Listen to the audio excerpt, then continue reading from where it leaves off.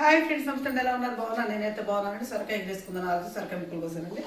ఇదిగోండి పచ్చిమిరకాయలు కూడా ముక్కలు కోసాను. ఫస్ట్గా చిన్న చిన్న ముక్కలు చేసుకున్న పచ్చిమిరకాయలు వేసేసాను. నెక్స్ట్ వచ్చేసి కరివేపాకు నేను వేస్తాను. తర్వాత తరుక్కున్న ఉల్లిపాయ ముక్కలు,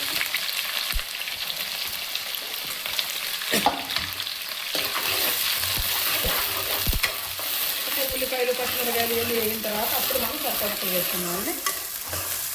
మధ్య చాలా రోజులు అవుతుంది సొరకాయ కూర వేసుకోక. లేకపోతే ఎవరు ఇచ్చారని చెప్పారు. నేను చిన్న ముక్కలుగా కట్టి కూర చేస్తానండి.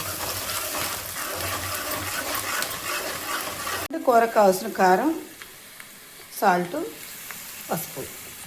చక్కగా ముక్కలు అయితే వేగిపోయిందండి. ముక్కలు వేసేస్తున్నాను.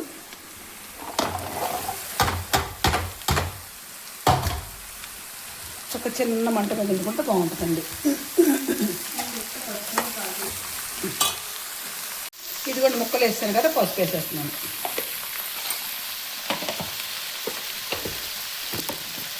తర్వాత సాల్ట్,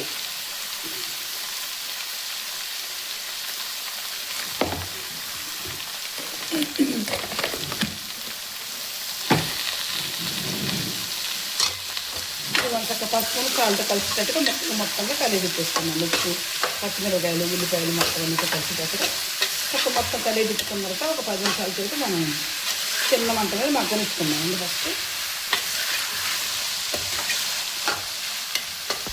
ఇదిగోండి కూర చక్కగా దగ్గరగా వచ్చేసింది కదండి. ఇప్పుడు పాలు పోస్తున్నానండి. పాలు పోసుకుని చక్కగా కమ్మగా ఉంటుందండి.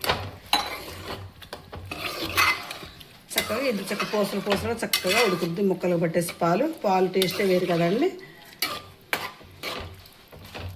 చక్కగా దీనిలో 10 నిమిషాలు పట్టు చేసుకొని మనం దించేసుకోవడం. మసాలా పొడి గట్ట ఏం వేసుకో అవసరం లేదండి. పాలతో టేస్ట్ వేరుతుందండి. ధనియాల పొడితే టేస్ట్ మారిపోతుంది. నేనైతే ఈ విధంగా చేసుకుంటానండి. నేను చేసే విధానం, చెప్పే విధానం మీకు నచ్చినప్పుడు లైక్ చేసి ప్లీజ్ సబ్స్క్రైబ్.